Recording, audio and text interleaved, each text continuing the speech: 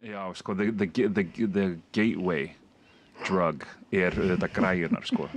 Já, græjunar. Já, græjunar og þannig að, þú veist, þetta kom þér á stað. Sko, það miklu erfiðara að koma sér í plötusnúðarbransan að því þannig að það græjur eru miklu dýrara heldur en allt annað, sko. Já, það þú veist, mikrofón for the MC, auðvitað meira, sko, ég veit það, en Jú.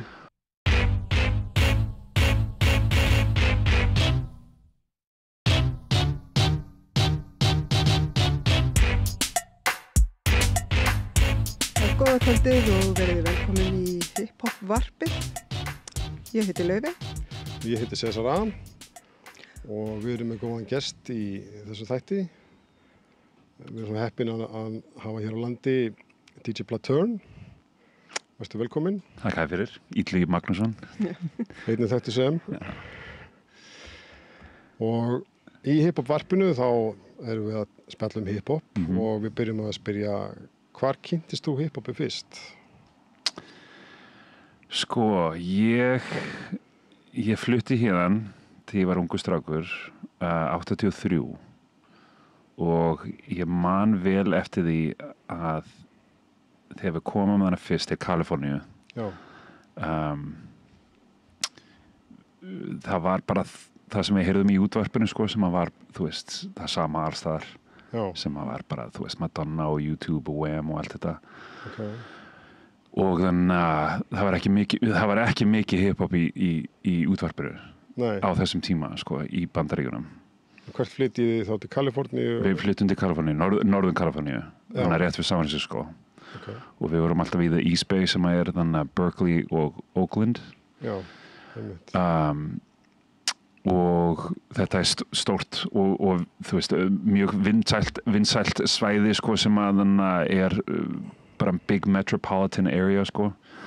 Svo þú heyrir þannig það sama sem að þú myndir heyra bara alls þar, sko, í New York og Los Angeles. Þetta mjög þéttbýlt, allur þessi San Francisco Bay. Já, akkurat. Og það þetta, þú veist, smá independent radio, college radio og þannig National Public Radio, NPR, allt þetta, sko, en það sem við heyrðum, sko, í kringum músík þannig að úti fyrst var bara það sama sem allir heyra alls það, sko. En það var að breyta frekar mikið, sko, á þessum tíma og þannig að þetta var einmitt þegar MTV var auðvitað líka að byrja, sko. Það að byrja þarna á þessum tíma. Á akkurat þessum tíma, sko. Já. Og þannig að MTV þeir eru og voru, þú veist, frekar notorious for not playing too much black content. Það var það sem ég heyrði, það var í rauninni, var ekki fyrir bara Michael Jackson og þú veist, það kom svo mikið þrýstingur á tónlistarstöðun MTV að... Akkurat, það var ekki fyrir þannig að, ég held að það var Billie Jean was like the first, örgulega það fyrsta myndbandið with any non-white person sem þeir spilaðu, sko. Já. Og þannig að og allir, það allir með sjónvarp, þú veist, við komum þannig að ég man alveg eftir þessu þegar við vorum í Hólminu, þú veist, ég var ekkert með sjónvarp sem ungu strákur í Hólminum, sko, og þannig að, og ef þú komst í sjónvarp, þú veist, það bara, þú veist, maður sé svo lítið, sko, the range is so limited, en þegar maður kemur út til Bandaríkjanna, þú veist, allir eru með sjónvarp þar, þú veist, sjónvarp alls þar, sko, og líka á 50 dögum, því það var, að 80 það var bara sjónvarpið, það sem heitir RÚV í dag, það var ekki á 50 dögum, það var ekki sjónvarp. Nei, þau vorum að rýða upp í fyrsta þættinum, sko. Allt annað veröld, sko. Það hefur verið svona heilmikið fyrir þig að upplifa, koma út og það er alltaf sjónvarp alla daga. Það er svo mikið svona kúltúr sem að bara immediately in your face, sko. Alls þar, það sem þú lítur, sko, og þannig að og ég kem frá miklu, það hefur alltaf verið svo mikið músikstemning, sko, í húsinu mínu og pabbi minn var plötusnúður í gamla daga og fullt af plötum og alltaf músík í gangi. En þegar þetta að breytast svona yfir í það sem ég myndi kalla svona, kannski aðeins meira svona youth-oriented, eða svona ungdómsmiðað. Já, svona meira svona höfða til. Já, aðeins bara svona music that speaks to the anger of the youth var aðeins meira svona, þú veist, being embraced on the airwaves þetta var ekki allt, þú veist, svona straightforward popdæmi. Nei, hann líka var kannski ekki mikið punk, en það var svona Var lítið, sko. Svona uppreist. Já, einmitt, bara in the alternative channel, sko. Ég meina, þú veist, þú getur auðvitað fundið þetta, sko, en við erum mjög ung, sko, ég 7 ára þegar ég flutti en ég segi þetta til að segja, sko, að hip-hopi byrjaði kannski svona 2 árum eftir að ég flutti til Kaliforníu fyrir mig. Sem að þetta fór alveg bara full throttle fyrir þú veist, það sem ég var alveg að fíla og svona spoke to me sem ungur strákur that just, you know, wanted something with a little more edge, myndi ég segja. Já, eitthvað nýtt og þú veist, aðeins bara töffara, sko. So, you know, when Run DMC came out with Raising Hell, sko, það bara, þú veist, þetta immediate, sko. Já, það var platan. Það var platan, sko. That was the catalyst fyrir mig. Þeir náttúrulega líka voru mjög stóri þú veist, einhvern veginn mainstream. Þeir voru, sko, þannig að það tók ekki langa tíma, sko. Eftir fyrstu plötuna, the second record was huge, allstar, þú veist, og allt þetta dæmi með Walk This Way og Aerosmith, þú veist, because that was a big crossover að blanda saman stílum. Akkurat, sko. Og það var mjög stórt, sko. En þessi stíl af svona East Coast, New York, svona rugged rap var einmitt það sem ég tengdist við mest. Af því það var auðvitað meira og meira, sko, og við vorum alltaf í plötubúðum, þú veist, og það var hægt að finna þessar spólur alls þar, sko. Þú veist, þetta var bara, þú veist, it was slowly becoming unavoidable. Já, bara óhjákvæmilegt, þetta var alls staðar. Þetta var bara alls staðar, þú veist, þannig að þú gast fundið það sem þú heyrði í útvarpinu, gastu bara fundið. Já, einmitt. Það fann þig. Einmitt, sko, og þannig og that scared a lot of people, þú veist, það hræddi mjög mikið af fólki, sko, að hvað þetta var orðið svo vinsælt, svo hratt, sko, af því þetta var ekki músík sem að mainstream America var ekki tilbúin. Nei, ekki tilbúin fyrir and not comfortable with, sko. You know, white parents seeing not convinced but confident black voices on you know, akkurat talandi alls konar, sko. Já, eitthvað sem enginn hafði gert áður. Einmitt, sko. Og öðrum raunveruleika bara. Já, einmitt. Og líka bara, þú veist, þetta bara öðruvísi, sko. Að sjá fólk sem að er að klæða sig öðruvísi, sko. Allt aðrar raddir, sko, þannig að bara bæði með hreim og það sem þau eru að tala og allt þetta, þú veist, it was just all a completely different package, sko. And it wasn't Michael Jackson. You know what I mean? Þetta var allt öðruvísi and much angrier. And even if the subject matter wasn't angry or militant or political in any sort of way, sérstaklega þegar þetta fer að íta staðins meira til the 90s, sko. Þá var þetta, þú veist, it looked angry to them. Þetta var ögrandi. Yeah, because they just didn't know any better, you know. Þótt að umræðefni hafi kannski ekki verið bein svona árás, þá var þetta bara að því að þetta kom inn. Akkurat, with such veracity, sko. Og ég elska þetta, þú veist. This is everything that I wanted in music. Það var það sem heillaði mig líka, sko. Og í músík og kultúr, þetta var akkurat það sem ég var að leita, sko. Og þetta byrjaði bara einmitt það, sko. Svo ég myndi segja 85 Raising Hell var svona the catalyst sem að byrjaði þetta allt fyrir mig, sko. Hvernig var svona hverfið sem þú bjóst í og skólinn sem þú gekkst í? Þar sem ég var í San Francisco, já, þetta var í, sko, þannig að the Bay Area sem þetta heitir, það sem San Francisco er. Þetta er ekkert rosalega stórt svæði. Þetta er kannski svona 1,2 milljónir þannig að samtals the immediate Bay Area. Og the East Bay sem er bara 10 mínútur yfir þannig að brú þannig in the Bay er Berkeley and Oakland, and those are the two biggest cities. Það eru fullt af litlum borgum, sko. Og við byggum í bara mörgum stöðum, sko, þegar við vorum svona fyrst að koma okkur fyrir þannig í Kaliforníu. So ég bjó í Oakland, ég bjó í Berkeley, ég bjó í a little town called Orinda, a little place called Albany, Kensington, þú veist, það eru alls konar litli staðir, sko. En allir þessi staðir þótt að sko það voru auðvitað svæði sem að voru svona more secluded than others. Já, meira svona afkimara, minna blöndun kannski. Nei, sko það er excuse me, það einmitt það sem ég ætlaði að segja, sko, það skiptir ekki máli hvar þú myndir vera. Það var alltaf mjög blanda, sko. Já. Og the Bay Area has always been known for that. Það hefur alltaf verið partur af. Er það ekki líka svolítið bara ástæðan fyrir þetta svona mikið degla og verður svo mikið til, þú veist, eins og Oakland líka ekki hefð fyrir, þú veist, pop-lock og dans og Jú, ég myndi segja það, sko. Þetta svona the same level of melting pot eins og New York og LA, sko. Þótt að þetta sé miklu litlari svæði, sko. But the history, og kulturinn and the arts eru öll, þú veist, they're so intertwined and so, það allt samofið, sagan og menningin og Já, og það sem, þú veist, where the different aspects, personalities and cultures that all come together to you know, tengist og tengist þetta allt saman mjög heavy, sko, á svona minni svæðum, sko. Já, einmitt. Og þannig að það einmitt, það einmitt, sko, mjög stór partur af sögunni í kringum músík and just music, art, culture, politics, the whole nine, sko, þannig in the Bay Area og hefur alltaf verið það, bara í langa tíma, sko, en það mjög mikið af fólki sem að segir þannig they love to claim the bubble that is the Bay Area, sko, að því þetta miklu meira svona ég myndi segja að þetta miklu meira svona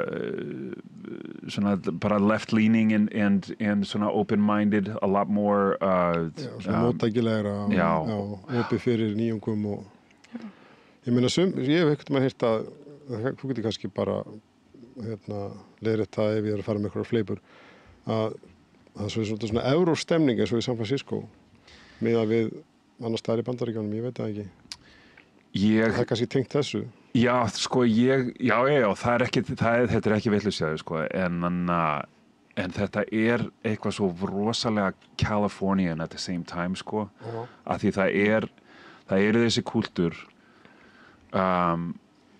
og þessi saga mjög, þú veist, hún djúp, sko, að því það svo mikið af sko, the history that existed there before people started actually migrating there. Mjög, þú veist, there's a huge native history there. There's a huge Spanish history, you know, in Mexico. Þetta var alltaf hluti af Mexiko. Já, akkurat, þú veist það, sko. Og and so before other people came there was this very, very deep and rich history, sko. Já. Og líka svæði í rauninni. Já, og þú veist, maður sér þetta og maður finnur þetta bara í, þú veist, í jörðinni, sko. Þetta mjög mikil partur af þessu og þú veist, hvernig þetta lítur út það sem við borðum úr jörðinni og þú veist, allt þetta, sko, þetta mjög mikil partur af the Northern California experience, sko. Og svo þegar aðrir kultúrar fara að koma, sko, from the south, for instance, like the black population that migrated there when they came to start working, they came from the south, so we have the southern culture sem mjög mikil partur af Oakland líka, sko. Og svartir að flytjast til að fá vinnu. Já, til að fá vinnu, work the docks, þannig in Oakland, sko. Það var svona aðalvinnan, sko, sem að mest fólk sem að kom, that migrated to the Bay, komu til að gera, to work the actual docks that were in Oakland and San Francisco. Og kultúrin, sko, í kringum þú veist, eins og við vorum að tala hérna, þú veist, hip-hopið og þú veist, the history and funk and soul and blues and jazz og allt þetta. Já, það mikið tónlist. Var einmitt hana í Oakland, sko, just the epicenter of West Coast culture. And so there's a ton in Oakland og það var líka í the Fillmore. Þunga miðan, Já, the Fillmore was, hvað kallið þetta? Þetta var the Harlem of the West is what they dubbed the Fillmore í San Francisco. Svo kultúrin í kringum allt þetta músíkdæmi, sko, þetta þú veist, þetta tengist og snýst mjög mikið í kringum þú veist, the influence that where the cultures came from the South þegar þau komu to the Bay Area, how that spread into the style of hip-hop, for instance. Já, þannig að það kemur blöndunin einmitt. Akkurat, þú veist. En það er alltaf líka, en þetta öðruvísi samt heldur eins og New York, það er alltaf mikið af Alabama, þú veist, svartir sem að migreru eða fluttust, en það er öðruvísi þarna kannski. Já, og New York þú veist, so New York, það hefur til dæmis miklu meira svona kannski influence frá the Caribbean or Puerto Rico or something like that. Já. En í Kaliforníu þetta miklu meira svona, þú veist, Mexican influence, sko. Og maður finnur það og maður heyrir það í músikinni, sko. Og það er ég held að sé frekar mikilvægt að you have to embrace that part of it, sko. Því það svo mikil partur af þessu. Og það líka feelingurinn, sko. Að vera á vesturströndinni allt öðruvísi en að vera á austurströndinni. Já, ég veit það. Ég hef aldrei farið til Bandaríkjanna en mér skilst það, Já, og þetta þú veist, miklu meira svona, whatever, laid back and groovy and relaxed, sko. Þú veist, þetta, eins og þess tala California, þú veist, we have way better weed than everybody, you know, all of that kind of stuff. So. Já, og alltaf sól, eða ekki? Jú, frekar, sko. Já, þú veist, já. Það mjög mikið. Já. So þetta, þú veist, þetta tengist allt og þannig en það sem ég ætla að segja, sko, þannig að þegar ég var að kennast hip-hop fyrst, sko, ég var miklu meira svona into the rugged, angry stuff from the East Coast. Já, svona heftinn og, as opposed to what was on the West Coast. Og við vorum að tala, þú veist, þannig svona you know, the electric boogaloo stuff and all of the like West Coast electro dæmi, sko. Var mjög stór, sko, sérstaklega í LA og var mjög stór partur af bara kultúrunum in general, sko, í dans og það sem plötusnúðinni voru í, sko, og þannig en ég þekkti þetta ekki nógu vel, sko, og tengdist ekki mjög mikið við þessu. Í dansinu? Já, og bara, þú veist, svona in general, surrounding the culture, þetta var mjög foreign to me, sko. Ég vissi voða lítið þetta, sko. Já. Og þannig að tók smá tíma, sko, þannig að ég þurfti að koma mér aðeins meira dýpra inn í kultúrin og í músikina, sko, og að vera plötusnúður til að learn to appreciate a lot of that stuff. Já. Because I was just fixated on East Coast stuff. Bara í langan tíma. Já, ég skil þig. Þetta var miklu meira svona just what I related to for whatever reason. Og ég veit ekki hvort það var að, þú veist, ástæðan að ég var að koma frá Íslandi og kannski var, þú veist, meira svona, þú veist, you know, related less to the laid back California thing. Þú veist, þekkti kuldan og myrkrið og, þú veist, og bara svona the tough kind of það líka eins og, þú veist, lengi vel hérna, allan á tíundatögnum in the 90s, hérna heima, að það var, New York var alltaf einhvern veginn dominandi soundið, þú veist. Þetta boom bap og Gangstar og KRS-One og það var alltaf miklu meira hérna heima og svo ég volst upp í Danmörku og það var náttúrulega síðan þegar maður fer aftur þangað, þá var vesturströndin, þú veist, LA og vesturströndin og hérna West Coast bara og svo G-funk og það allt saman, það var einhvern veginn meira þar og svo kom maður heim til Íslands aftur, þú veist, að því við vorum alltaf að fara á sumrin og það var hérna svona, já, við viljum hérna, þú veist, New York og þú veist, snjó á veturna og þú veist, svona hart og einhverju tímapunkti þá, allan hjá mínu leiti, þá fór ég að tengja meira við og líka þetta latínó elementa því að ég fer til Kúbu þegar ég er 19 ára og bara salsa og þetta, það bara opna fyrir mér hana heim og ég hugsa að það er miklu meiri sól, það er miklu meiri, þú veist, ekki bara sál, þetta er sól og líf einhvern veginn. En þannig að þú, sko, hann kannski ekki langt fyrir að sækja áhugan að fara að þeyta skífum, DJ-a, því að pappiðinn plötusnúður.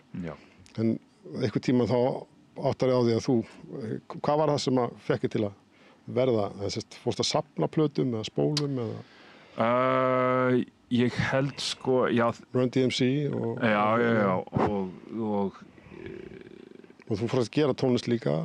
Já, sko, the gateway drug þetta græjunar, sko.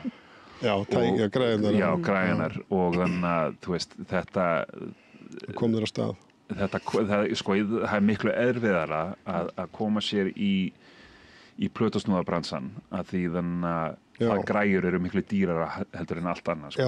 Það þú veist, mikrofón for the MC auðvitað meira sko, ég veit það and then, you know, if you want to be an aerosol artist, you know, you can go and steal your stuff, you know. Technically, that was the rule. Það var það sem var gert líka þetta heima, að stela úðabrúsum, að fá lána þess að kalla, sko. Akkurat. Og ég meina plötusafn og plötuspilarar og Technics XL er náttúrulega ekkert ódýrt. Já, þetta er ekki ódýrt og sérstaklega þú ert ungur, sko, og þannig að reyna að koma sér í þetta, þú veist, þetta tekur smá prowess, sko, og þannig og tók mér smá langa tíma, sko, en ég var alltaf með plötunar, sko, þar voru að þannig alltaf þegar ég var að alast upp og þannig að pabbi minn sko, hann var í útvarpi hérna á Íslandi í gamla daga og var eina fyrsta gæjunum hérna með vin sinn, ég man ekki hvað hann heitir því miður en þáttinu sem að þeir voru með þeir voru að spila mjög mikið af músík sem að var ekki traditional hérna on the airwaves á Íslandi og þannig spiluðu mjög mikið af soul and reggae and jazz American funk and R&B og allt þetta æðislegt Manstu hvað þátturinn heitir? Ég veit ekki eftir þessu sko. Þetta er smá, ég gaf út þannig að ég veit ekki hvort að hann mannaði einu sinni sko, hann er dáinn núna en þannig að ég gaf út mix fyrir nokkum árum síðan sem að hét Breaking the Ice sem að var allt svona groove og þannig að groove based svona íslensk dæmi sko og þetta var mjög mikið af músík sem að hann var að spila og þannig og þetta var þessi músík sem að var mjög svona mikið influence frá innmitt það sem hann var að fíla þú veist í kring þú veist það eru nokkuð lög til dæmis á mixinu sem að voru svona cover dæmi af Stevie Wonder og Otis Redding sko sem að Íslendingar gerðu og þannig og hann var einmitt að spila þú veist Stevie and Otis on the airwaves and so you know there's this whatever symbiosis or kind of serendipitous thing sem var í gangi í kringum allt þetta en þessar plötur voru til þú veist í húsinu mínu þegar ég var alast upp og ég var alltaf að hlusta á þetta sko og þetta var þetta influence sem að bara seeped into my skin sko into my pores og það var bara með móðumjólkinni akkurat sko og það bara þú veist það var bara frekar inevitable að ég myndi koma mér í þetta þú veist eventually sko og þannig að þetta var einmitt þetta hús, já þú veist stemningin þannig að þegar ég var alast upp að ég mátti ekki snerta plötunar hans pappa og allt þetta þú veist svo maður fer auðvitað ef að þú ert með eitthvað svona interest í þessu þá fer maður auðvitað í það að reyna að gera þetta sjálfur sko. og reyna að finna þetta sjálfur og þú veist þá fór ég alveg í vinnu að reyna þú veist safna eins mikið pening og ég gat svo ég get keypt grænar og fara að kaupa plötunar og allt þetta sko og þetta byrjaði bara táningaárunum sko og svo þegar ég var komin á 18 ára aldri og þú veist tilbúin til að flytja út úr húsinu og allt þetta high school is finished og you know the traditional route sko þannig að út í Bandaríkjunum þá fór ég alveg í þetta bara þú veist bara as deep as I could sko and never turned back og þetta var 30 árum síðan sko og þannig það er meira núna en það fer bara all in bara alla leið all in sko and I've made a life out of it surprisingly enough sko þetta er not the easiest Nei, það er ekkert allir sem að ná því sko en það er oft alltaf ef þú bara virkilega ætlar það sko Já, ég er þannig að þessi kútur þetta er svo mikið partur af mér sko og þannig að og búin að vera svona stór partur af my identity í bara mjög langan tíma sko að ég held núna það þú veist it's safe to say it's þetta er svona inevitable part of what I bring into the world sko ég bara get ekki fara þetta er bara hluti af þetta sem þú ert já og þannig and I can't ignore it sko það verður alltaf þú veist meðan ég er á lífi þá ég alltaf að geta gert eitthvað þú veist sem tengt við með tónlistina og hip-hop dæmið og sample dæmið og gamla plötur og allt þetta sko. það bara þú veist there's just no way to say goodbye to it at this stage ekki eftir 30 Nei, ég þekki það líka bara, ég var á tímabila sem ég bara hætti að gera tónlist og þá bara leið mér bara illa það var bara vantað Akkurat that's a good way og þetta er svo mikið gleði og þetta er líka þú veist, ég eignaðist mína SLR sko, það kostaði peninga ég smiglaði öðrum inn frá Danmörku þú tók mér í handfárangur og já, næstu lendir vandræði með það, en það er nú það. En ég sko, líka það bara einmitt að velja tónlist og stúdera hana, sko, og svo vissi ég fljótlega að ég vildi gera hana sjálfur líka. Þannig að kemur það ekki, sko, flesti plötusnúðar einhverju tímabúndi, þetta var náttúrulega alltaf eins og í, sko, það er þetta old school hugtak, gamli skólinn, sem að við okkar kynslóð kannski talar það sem að var þarna, early 80s nema á 90-tugnum, að þá var plötusnúðurinn oft sá sem gerði taktana, sem gerði playbackið. Hann var aðal númerið í já, hann var og rapparinn fyrir framann, sko. Þannig að þú ert þarna orðin, já, þú ert komin út að flytja heimann og ferðu þá að vinna fyrir þér sem plötusnúður Já, ég byrjaði að gigga alveg bara sem fyrst næstu í, sko. Ég var ekkert góður, þú veist, þetta tók smá tíma að koma mér á nógu góðum stað. Það er allir byrjað eitthvað staðar. Já, en ég byrjaði alveg strax, sko, eftir að ég var komið með græjur, þá var ég alveg bara, þú veist, I'll DJ your party, þú veist, I'll DJ, on the radio og allt þetta, sko. En já, það eru gamla spólur, þú veist, sem að maður bara á ekkert að hlusta núna, sko, sem að var bara bad examples of bad DJing og allt þetta. En ég elska þetta svo mikið, sko, að ég bara, þú veist, fór alveg í þetta og hef ekki stoppað, sko. En þannig að ég ætla að segja, sko, þetta var svolítið interesting, sko, fyrir mig að því ég man eftir frekar vel að, sko, þegar ég byrjaði með græjunar, þá snest, þú veist, þetta snest allt í kringum hip-hopi, sko, að spila hip-hop og þannig að og þau voru að búa til mixtapes eða vinna með rappurum, þú veist, playing instrumentals, þú veist, it's all hip-hop music. Já. It's not so much of the influence behind it, sko. En ég ólst upp með frekar mikið af þessu sömpldæmi, sko. Og þannig að heyra uppalega tónlisti sem er síðan glefsuð eða sömpluð í rappinu. Og ég, þú veist, þetta var ekkert rosa mikið, sko, en kannski aðeins meira en sumir. Af því þannig að þetta var þetta plötudæmi, sko, þegar ég var að alast upp og ég man alveg eftir því þegar, þú veist, sumar plötur myndu koma út, til dæmis what's a good example? Ég veit það ekki, kannski þannig að here's an obscure reference, sko, like when Paul's Boutique came out. Beastie Boys, Paul's Boutique. Það var að laga á Paul's Boutique sem að hét Sound of Science. Nei, þetta var What Goes Around Comes Around, if ég man þetta vel. Já. And that was a reggae sample that they used. Glæsum reggae tónlist, já. Já, sem að kom frá The Harder They Come soundtrack og ég man alveg eftir þessu, sko, þegar þetta kom út, þá, þú veist, my ears perk up immediately. Að því það var plata sem að var, þú veist, í húsinu mínu þegar ég var alveg upp, sem var alltaf verið að spila, sko. So these kinds of things, þú veist, þetta var svona interesting full circle dæmi fyrir mig að því ég vissi hvað ég var svona svolítið tengdur en meira svona, I knew how interested I was in the influences in the history. I knew that immediately, sko. Það var bara mjög mikið partur bara from the get-go að þú veist, að koma mér meira svona, or educating myself more and more í kringum the funk, the soul, the jazz and all of that, sko. Já, bara menta sjálfa þig. Já, svo ég byrjaði, þú veist, almost simultaneously var ég, þú veist, að reyna að finna gömlu plöturnar. Akkurat, allt gamla dæmi along with the hip-hop, sko. So it was there, side by side from the beginning fyrir mig.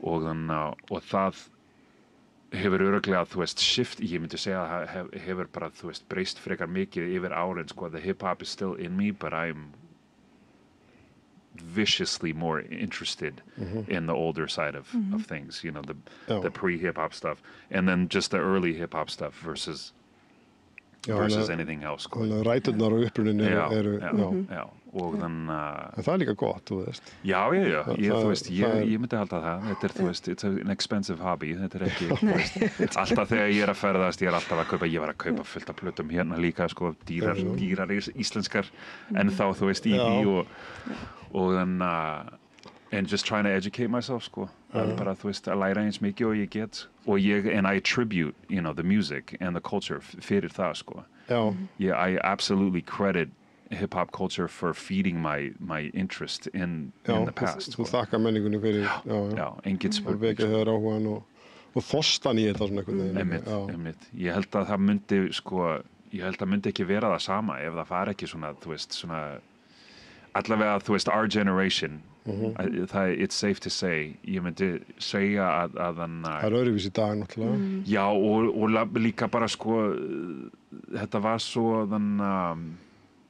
þetta var svo mikil partur af því að koma sér í bransan sem að var hip-hop kultúr að vera svona respectful of the past og sína virðingu fyrir, þú veist, og þú veist, ég meina ég upplifði það líka þú veist, þetta bara partur af því, sko, þegar við vorum að koma í þetta, þú veist, allir sem að voru að kynna mér fyrir eitthvað, þú veist, the older generation, they drilled it in your mind to make sure that you understood where the stuff came from and to respect the forefathers og allt þetta, sko. Og það hefur breyst frekar mikið yfir árin, sko. It still exists, en það ekki alveg það sama, sko.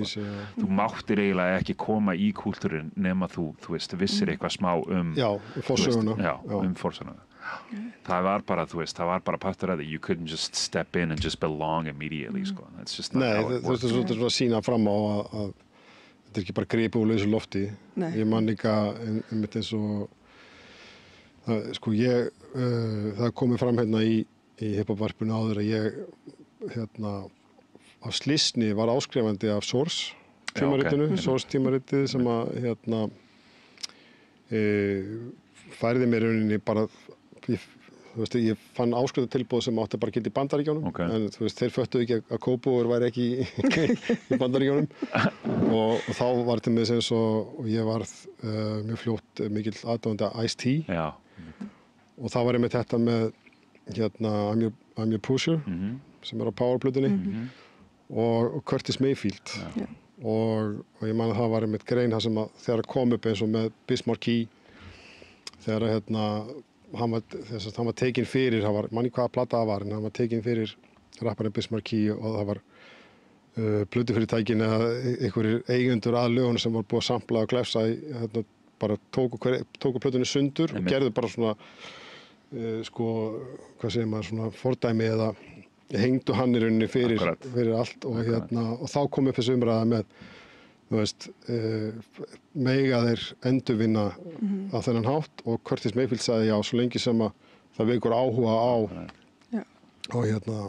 tónlistinni og ég man alltaf þetta og líka þú veist, hann alltaf birtist var hann ekki í myndbandinu, I'm Your Pusher, þú veist, það viðlagið. Það getur vel verið, sko, ég man það ekki. Sem Ég held að hann syngi, það ekki endursungið viðlagið, það ekki samplað, held ég. Nei, þetta náttúrulega úr lagi Já, einmitt, I'm Your Pusher. I'm Your Pusher, man. Pusher Man off the Superfly soundtrack. Já, Superfly, einmitt. Já, Superfly myndin einmitt og Black Exploitation, allt það, þegar ég þú veist, því ég náttúrulega las, sko, þú veist, plötu umslögin bara spjaldan á milli til að koma að staði að því að síðan fór að koma sko this song uses þú veist þetta lag nota það var ekki sem fyrst sko. Nei, það var ekki fyrst það breyttist þarna sem verið þá hvað 90 og ég man ekki hvenær þetta var þannig hvaða lag var þetta eftir með Biz Markie þá þetta var platan fyrir All Samples Cleared platan eftir það það var bara af því að svo verður til náttúrulega bara heilt geiri á lögfræðingum sem eru bara svona example clearance þau sem eru að fá leyfi fyrir notkun og hversu löng þau voru eða hvernig voru unnin, hvort það var interpolated, hvort það var endurspilað hvort það var í heilu lagi og hvernig maður fara að vinna allt saman sko þá einmitt mér fannst rosalega vænt það að það opnaði fyrir mér líka eins og með reggae og Laufey þekkir það bjó lengi í London að það það rosalega mikil bara slagaðir þaðan sko. Já, það í raun og veru náttúrulega svona systur sko. Já, þetta er eitthvað svona, já, við getum sagt hip-hop sé eitthvað leiti afkvæmi af þessum ströymum öllum sko. Já. Ég held að var svona, þetta var ekki mjög mikill partur af svona the conversation á þessum tíma, hvað það var eiginlega frekar mikilvægt, hvað þetta var að kenna fólki mikið. Já. Þú veist, þetta var ekki svona it wasn't revered as an educational tool. Þetta var miklu meira að heyrðu þeir eru bara að stela, þú veist, hvað er þetta, þú veist. Já, tónlistariðnaðurinn var svolítið að segja bara, þú veist, þið eru bara, þið eru ekki að fá þetta að lána eða nefnir virðingu, þið eru bara að stela þessu. Akkurat, bara að stela, sko. Það var náttúrulega lagið þarna með Stetsasonic, hana Talking All That Jazz. Talking All That Jazz, já, það var náttúrulega hérna, það sem er rekja í raun og veru að við erum að vekja athygli á gamlu tónlistinni. Akkurat. Þú veist, og annars myndi fólk bara gleyminni. Já, einmitt. Já, og þessi taktur líka er mjög góður svona example að því þeir tóku það sem þeir notuðu. Það var það Donald Byrd sample og spiluðu yfir það sko. Það var, þú veist, þeir gerðu smá auka við það og voru, þú veist, auðvitað að tala svona the debate í kringum þetta sko, en voru að sýna að það er, þú veist, meira svona auka sem er hægt að gera to bring it a little bit more to life sko. Já, þetta var og þetta er einmitt líka sko, þetta er svo interesting partur af þessu líka sko, að því ég man alveg eftir þessu mjög vel sko þegar þetta fór að breyta svona the soundscape sko in the late 80s að því þetta var allt bara þú veist drum machines and James Brown loops bara í langan tíma sko funky drummer og bara you know just being butchered to death sko og en svo fór þetta að breyta sko þetta, og þetta var orðið svona miklu dýpra yfir árin og and exposing the universe of music just getting wider and wider, you know, the rules became less constrictive in terms of what you could use. Like it wasn't just a funk riff núna. Þú veist, maður fór að bara stækka þessi heimur og bara opnaði bara og alls konar tónlist og einmitt, og eins og gær, þú veist, eins og við sko, in our generation, you know, this was invaluable, þú veist, þetta var mjög mikið partur af svona growing your just music maturity þroski að að koma sér meira og meira í þetta sko, og vilja, þú veist, læra meira og núna, þú veist, þetta er, og líka núna, ég meina sérstaklega pælir í þessu til dæmis áður en ég kom hingað, þú veist, það er fullt af þessum gæjum sem er að deyja núna sko, þeir eru orðir allir svo gamlir sko, þú veist, dudes like Quincy Jones and Roy Ayers og all these dudes that have this immeasurable contribution til hip-hop músíkina sko. og fyrir svo mikið af þessum gæjum og bara fólki sem að fíla hip-hop eins mikið og við gerum the reverence for these guys and their contribution er alveg bara massíft sko. það er undeniable how big it is og við fórum alveg í það að hlusta meira að læra meira og dýrka, þú veist, hvaðan allt þetta kom sko, og svona dive into deeper aspects of jazz and funk and soul outside of hip-hop sko. Það er rauninni bara svona stúdía og lesa sér til einmitt, maður heyrir eitthvað referens og þú veist, fyrir og flettir því upp og leitar að upprunanum ég nefnilega líka sko ólst uppið pappi, ég segi þess að pappi smitaði með jazz bara veirunni og ég er rosalega þakkláttur fyrir það og það var annað líka því við vorum alast upp í Kaupmannu, eða sérst fyrir svona Kaupmannu Copenhagen Jazz Festival Kaupmannahafnar og mikið af jazz tónlistarmennum sem fluttu frá Bandaríkjunum tímabili bæði til Kaupmannahafnar og Svíþjóðar og ég einhvern veginn bara það var eitthvað bara sem þú veist, mér fannst það svolítið þægilegt, það er til þess bara tónlist sem ég hlusta á bara, þú veist, ég vakna á morgnana og hlusta jazz og svo einmitt Donald Byrd og síðan þegar að ég fyrir sjálfur að kaupa plötur þú veist, og það fór að koma þessar safnplötur, Dusty Fingers og þetta og fór í, þú veist, það var nú kannski ekki beint svona aðgengilegt enn á Íslandi en þú veist, ég fór á Interrail og endaði í Amsterdam, fór í Fat Beats í Amsterdam og bara, ég man ekki, ég keypti ógeðslega mikið af plötum Þetta svona eitthvað sem maður bara hlustar á, sko. Já. Og einmitt, já, svona þroskast og stúdera og svona bara, og reyna að skilja svona hvað það sem að togar í mann. Akkurat. Og það náttúrulega eitt í New York hiphopinu, það náttúrulega rosalega mikið jazz baserað, en ég kannski hugsaði ykkur tímapunkti að þá svolítið svona verðaður uppiskroppa með sound, verðaður uppiskroppa með sinni hljóma einhvern veginn, á meðan að Vesturströndin og California West Coast það er meira, þú veist, það kemur alltaf líka funkið inn í, þú veist, Parliament og Funkadelic og George Clinton og þetta, og það, þú náttúrulega vantarlega og þið var við það líka. Já, maður lærir að elska þetta allt, sko. Á einhverju tímapunkti þá færist það meira yfir, þess að þú byrjar á svona New York og Vesturströndinni, en einhverju tímapunkti þá vantarlega tekur meira móti strömmnum í þínu umhverfi svona. Já, og ég meina það þetta fullt af hip-hopi sem að kemur frá the Bay Area sem að kannski svona meira í what you would call the East Coast style, þú veist, hieroglyphics og quantum, þú veist, Black Alicious and DJ Shadow and all these guys. It aligns with I think at first Í fyrstu? Sko, þetta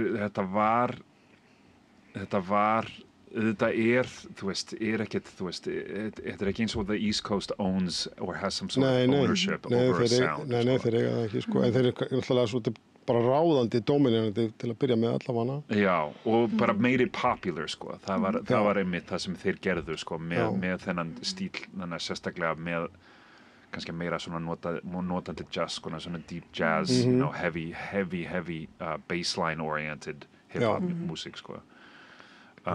Bassalíðunar. Já, en þeir eiga þetta ekki, þú veist, það bara, þú veist, þetta bara ein tegund af influence, sko. Og það fullt af þessum pródúsurum sem að nota sama græjunar, þú veist, og hlusta sama plötunar, þú veist, hver allar að nota þetta fyrst, sko, hvenær þú veist, who's gonna use this Blue Note record before, you know, the guys over there do dæmi. Já, og ef þeir búin að hvernig allar að flippa, þú veist, hvernig allar að snúa glessunni eða sampluðu þannig að það veri nýtt, sko. Já, og hvað allar að setja saman, þú veist, og allt það, en það var eitt, sko, sem að Vesturströndur sem að var að gera, sem var aðeins kannski öðruvísi heldur en það sem var að gerast í New York þannig svona the advantage of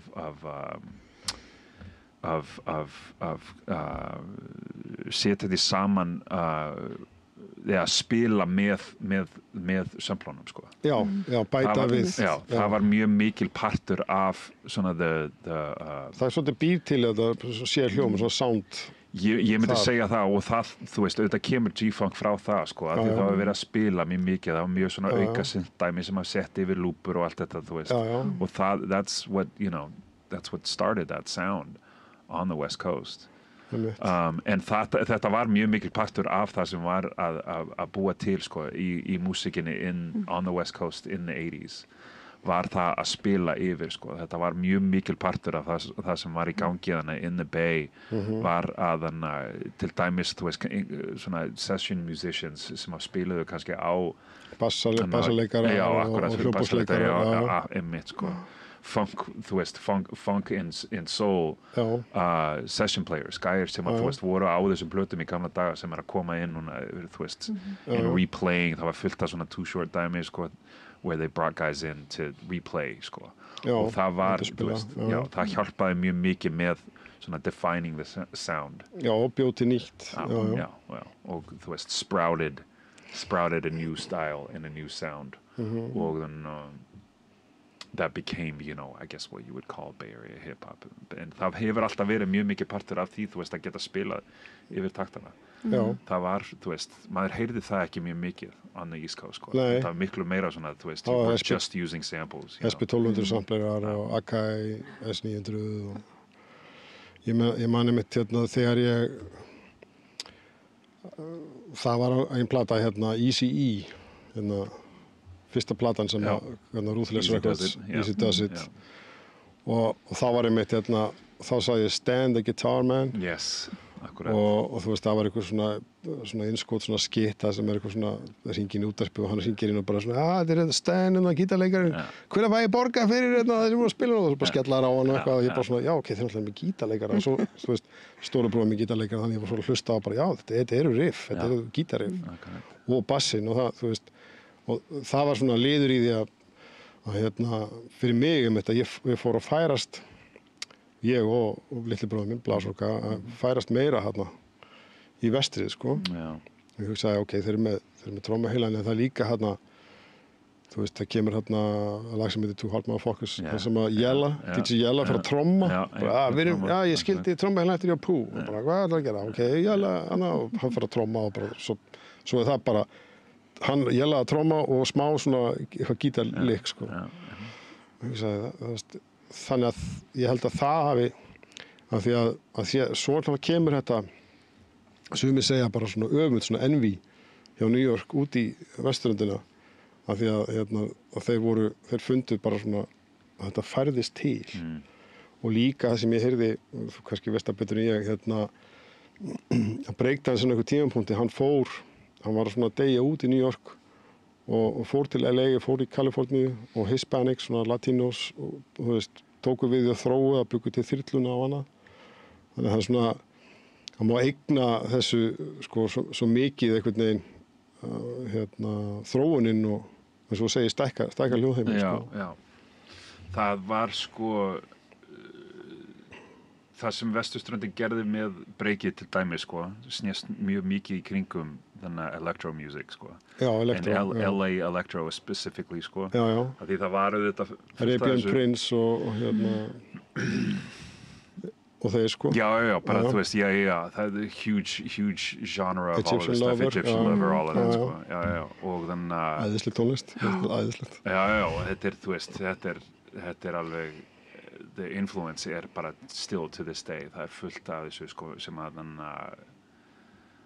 það er hægt að segja, þú veist, allt frá bara þú veist, bara, I don't know, like pop synth to EDM anthems, þú veist, tekur influence frá það sem þeir voru að gera á þessum tíma, just drum machines and synthesizers, you know, but electro, like hip-hop music, þetta var hip-hop music, sko.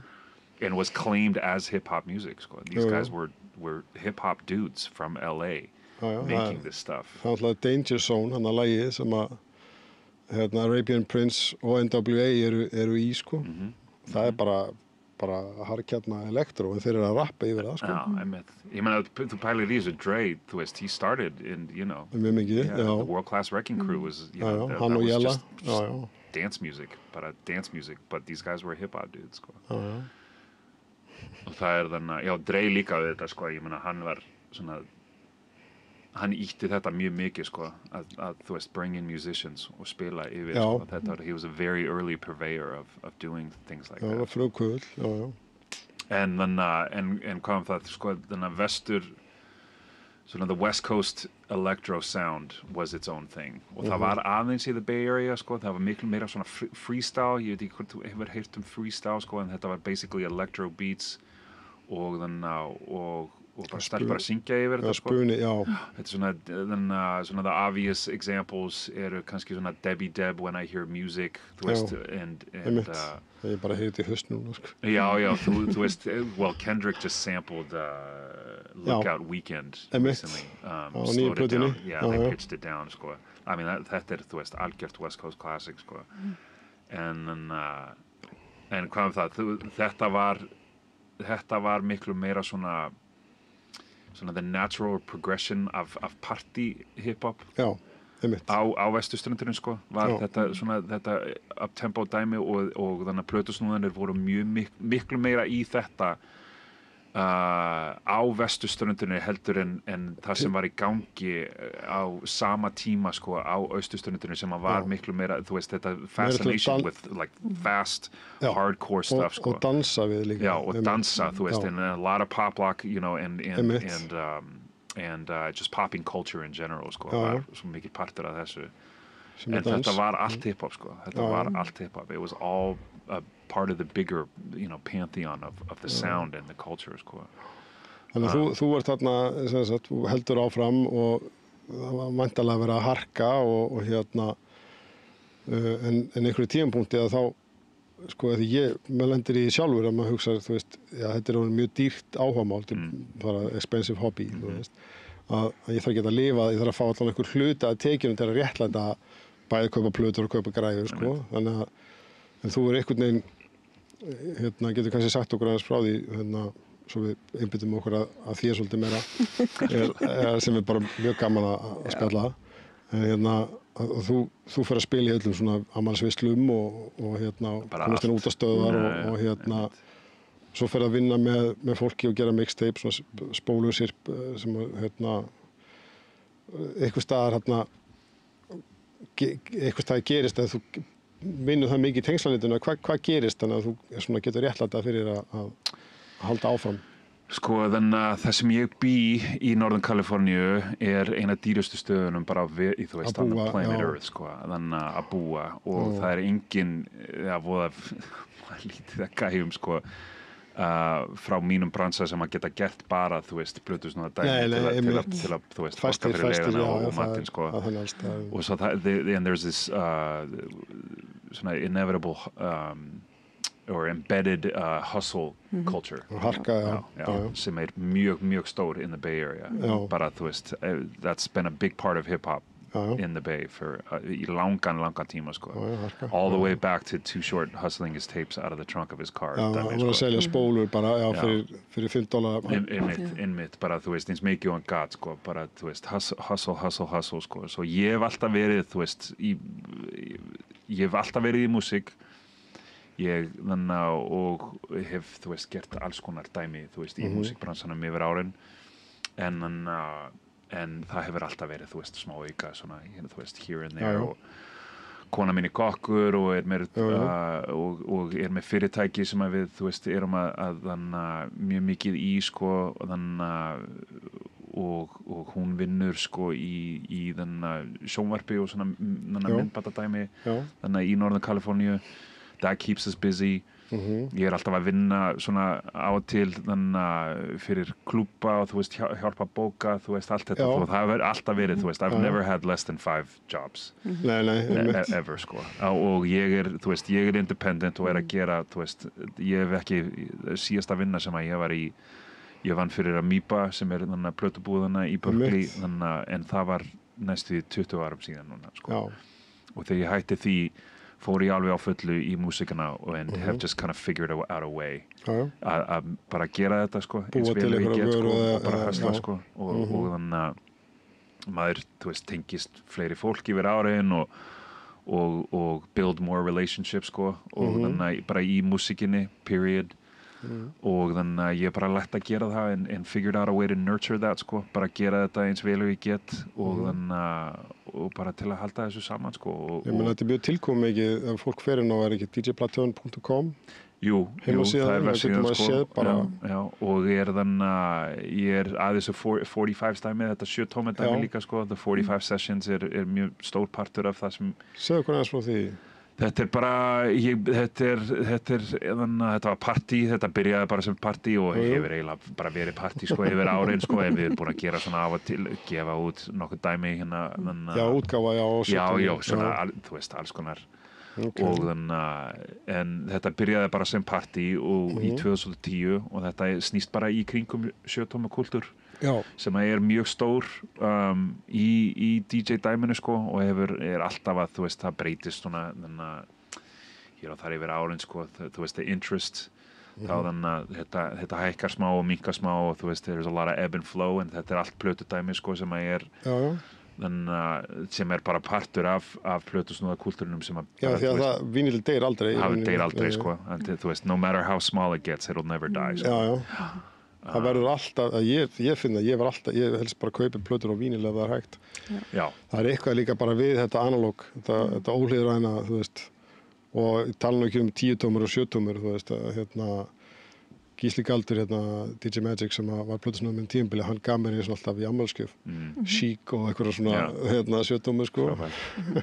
Já, þetta er, þú veist, þetta er þannig að það er gaman að þessu, ég hef mjög gaman að þessu sko og það er svo gaman að ferðast og kaupa þér og það eru litlar og þannig að ódýrari sko svo hægt að ferðast og þú veist pikka þetta upp þú veist allstaðar og þú veist you know you could carry it with you in your bag and bring it back you know home þetta miklu lettara þú veist heldur en að vera að kaupa einhverja þú veist þetta stórum plötur sem er rosalegt að ferðast með plötusöfn sko. já akkurat sko. Ég gerði það nú mjög mikið gamla dag ég man þegar ég var að koma þegar ég var að koma sko, frá Kaliforníu til að spila hérna stundum á sumrinu og allt þetta ég myndi koma með 2 heila kassa af plötum þú veist ferðast með þeim 100-200 plötur já þetta er rugl sko, hver vínill kannski 110 gram eða meira já, einmitt sko þetta er mjög, já þegar bakið var miklu sterkari það var líka áður en flugfélögin byrjuði að rukka svona mikið fyrir hérna farangurinn rosalega mikið sko, einmitt þannig að núna líka orðið kannski, ég veit ekki, fólk farið að ferðast bara með tölvurnar sínar og hérna já, það er mjög akkurat en núna getur þú farið, þú veist núna getur þú það eru fullt af plötusnúðum ég líka sko ég ekki svona in demand og fullt af þessum gæjum sko en þú getur farið bara með einn poka með kannski svona 70-80 stykki og þú getur spilað 3 tíma sko ekkert mál af þeim og put on a real show and put on your set you know make an impression og þú veist make your money og allt þetta og það er alveg hægt að gera þetta af einum póka sko, en það er, þú veist, það gerir enginn þetta bara með, þú veist, það er enginn að ferðast, þú veist, frá land til landi, þú veist, með stóru plötuna lengur, það er allt of mikið. Ég verð samt að segja mér fyrst ekki það sama sko, að sjá bara einhvern með, hérna, að íta taka. Með Pioneer, hérna, CJ, eða USB, hérna. Bara, já, nei. Það er alltaf eitthvað. Ég veit ekki, það vantar eitthvað. Það er kannski bara... Það er skrítið það er svo skrítið að vera að spila fyrir fólk and it looks like you're checking your email the whole time. You know, to be staring at a screen when you're supposed to be looking at the crowd and entertaining. Já, það er fartalum. Já, hvað er hann að gera, þú veist, checking his Facebook or something. Það er stúpid. Það er aðeins önnur stemning. Já, það er allt annað, sko. En hvernig finnst þér eins og að koma heim til Íslands? Hefur komið mikið og verið á báðum stöðum eða hefur verið? Já, svona, það var nú tímabil sem að ég kom í, ég man það var eitt tímabil, ég held að það var 13 ár sem ég kom heim bara einu sinni, sko, sem að það var frekar skrítið, sko, en þetta var bara tíma í mínu lífi sem að ég var concentrating on bara hvað sem ég var að gera þannig að þú veist, ég var að ferðast mjög mikið á þessum tíma, svona, þannig að sem bara solo act, solo DJ, touring og þannig var bara ekkert að hugsa mjög mikið hérna heima sko og það var enginn hérna heima heldur núna er mamma mín og bróður minn eru fluttinga sko það er miklu meiri ástæði fyrir mig að koma og þetta er orðið svolítið eldri í fjölskyldinu sko svo það vil ég koma og geta séð þau eins mikið og ég get en ég þetta hefur alltaf verið mjög mikil partur af svona ég var að tala auðvitað áðan sko, til dæmis þetta this fascination with old Icelandic music sko.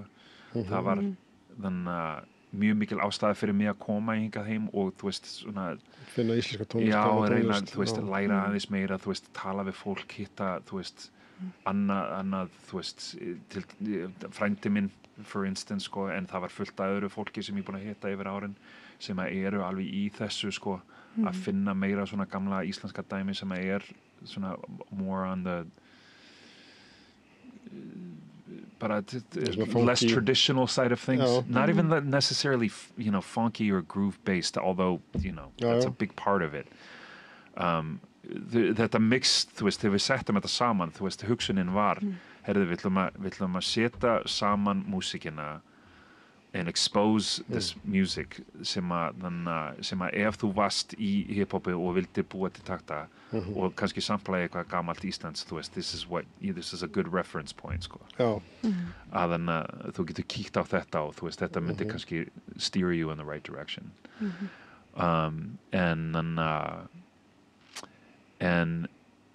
en já, og bara þú veist my fascination with this var mjög mikil partur af því sko þú veist, ég ennþá mjög tengdur ekki bara með fjölskylduna og þú veist að þetta er landið mitt og allt það sko, ég ennþá þú veist ríkisborgari hérna og allt það en bara þú veist svona the artistic hunger side of me wanting to þetta var einmitt mjög mikil partur af bara þú veist já ég vil alltaf geta komið heim svona af og til og komið í þetta og þú veist að vera fyrkt í plötunum og sjá hvað í gangi hérna heima líka, hvað verið að búa til í kringum músík, þú veist, og í kringum, þú veist, jazz and soul og allt þetta sem alltaf í gangi, hefur alltaf verið í gangi, þetta ekkert bara rockin á Íslandi eins og þið vitið að, en það fullt af fólki svona the world over sem að halda að bara, þú veist, íslensk músík bara ein tegund og við vitum það öll að það bara far from the truth, sko. Flestir í mörgum hljómsveitum líka, sko. Akkurat. Flestir bara í hljómsveit, í Reykjavík, bara period, sko. Akkurat. Jú. Með dagvinni. Það einmitt íslenska leiðin einmitt og þú veist, þetta hark og þú veist, þú ert með eitthvað vinnu en svo ertu í, sko, svo ertu að hanna eitthvað líka og svo ertu að, þú veist, gera eitthvað visual eða forrita fyrir eitthvað og svo spila bassa eða DJ, þú veist, þetta skýfum með eitthvað. At least a drummer or a bass player, sko. Já. En ég mæli með fyrir það sem að, þú veist, hafi ekki séð þið spila sem ákveðin upplifun og það líka þetta sem við köllum skífuskang eða þú veist turntablism og það svona kannski í dag svolítið kynslóðir sem veit ekki hvað það sko, þau bara svona standa og horfa á þú veist, spóla tilbaka þú veist, sem í rauninni þessi grunnur spila svona sama kaplan en enga síður hip-hop og hluti og rosalega mikilvægt og það nöðslega að halda það á lífi en við bendum á heimasíðunina það ekki rétt með að fara í DJ Platoon? Jú, ég með heimasíðuna, það smá action þannig, sko, og ef þú ert á Instagram, þetta bara Plattern og þá getum við kannski hlusta á eitthvað sem mixtapeum og eitthvað, þú veist, allavega svona komist nær því sem að því þetta mjög merkileg, þessu mikil vinna sem að einmitt eins og með íslensku tónlist The Ice Breaking the Ice sem liggur við þetta sko, að grafa upp, finna og setja saman, láta það passa og gera það töff gefa þetta smá, þú veist, stíl og þú veist, some personality sko. einmitt en ég mæli með því að fólk þeir getur bara að tekka á mér Plattern, Platurn T-U-R-N en Plattern, það bara plate turner, plötusnúður DJ þetta alveg easy to remember Við setjum link í hérna á YouTube Já, bara takk fyrir að hafa mig og ég eins og ég segi sko, ég hef búin að vera aðeins í svo langan tíma og þetta svo mikil partur af mig sko, það alltaf meira og meira að koma frá mig sko, ég var að gefa út plötu ekki langt síðan sem svona instrumental sample based svona downtempo dæmi svona hálfgert svona Portishead Massive Attack stíl sko, svona meira svona atmospheric instrumental stuff og ég alltaf að leika mér í, þú veist, meira og meira working with musicians and vocalists og það meira svona hip-hop svona vokaldæmi sem að koma út senni í árinu sko. I did some stuff með I've got some tracks. I'm going to shamelessly plug myself right now. Já, okay? Gera það bara, just so you guys. Kynntu það sem þú gera. En það plata sem að kemur út senna í árinu with I have a track with Micah 9 from Freestyle Fellowship is on a track. J-Ro from the Alcoholics is on another joint. J-Ro, there is there's a handful of other really, really incredible vocalists and DJs that played on some stuff. So það alltaf nóg í gangi hjá mér, þú veist, I have to keep creating. Frábært, bara gaman að heyra og gaman að fá þig. Takk fyrir að hafa mig. Takk fyrir komuna. Takk. Og við verðum hérna aftur næsta föstudag klukkan 8 og minnum á að samstöðin á öllum hlaðarsveitum og á YouTube og Facebook og í útvarpinu. FM 89,1 og á Rás 5 og sjónvarpi Símans og Apple Podcast og Spotify líka. Og svo samstöðin.is. Þar inni á þeirri heimasíðu hnappur sem stendur áskrift og við hvetjum fólk til að gerast áskrifundur, það ekki nú þegar. Með því að styrkja samstöðuna þá höldum við áfram þessum miðli og þið getið látið áskriftargjaldið renna inn sem félagsgjald í Alþýðufélagi sem árekur samstöðuna og þá eru ekki bara áskrendur heldur einnig eigendur að samstöðunni. En við þökkum bara fyrir og vera leið. Takk.